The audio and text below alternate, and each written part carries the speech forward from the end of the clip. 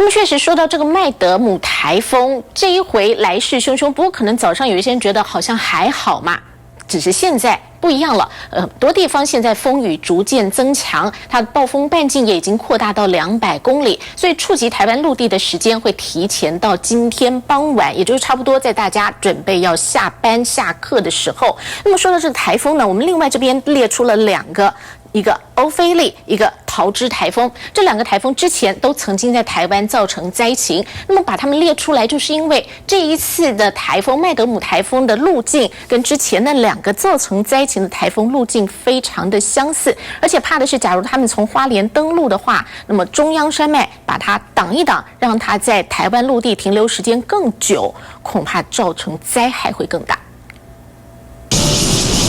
风雨前的宁静，上班的好天气，到了傍晚回家，恐怕风强雨大一身湿。中台麦德姆越跑越快，强度也增强，暴风圈扫到台湾陆地时间往前提早到今天傍晚，明天清晨登陆，各地风雨都会明显增强。台风的强度有稍微增强一些，目前的暴风半径也稍微扩大到200公里，所以随着台风暴风圈有稍微扩大，预计它在今天傍晚之后，暴风圈就有机会逐渐接触到台湾东半部的陆地。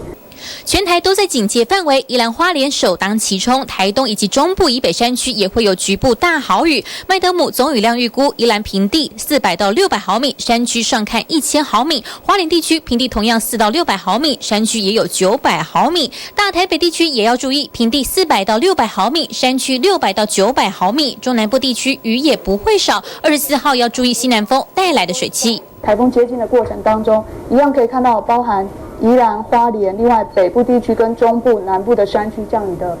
雨量都会快速的增加。那在明天台风逐渐通过台湾的过程当中，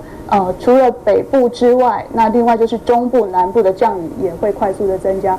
麦德姆来势汹汹，陆地上来看，最像2001年的桃芝台风，以及24年前的欧菲利台风，同样都是中台从东半部地区直扑台湾，在花莲登陆。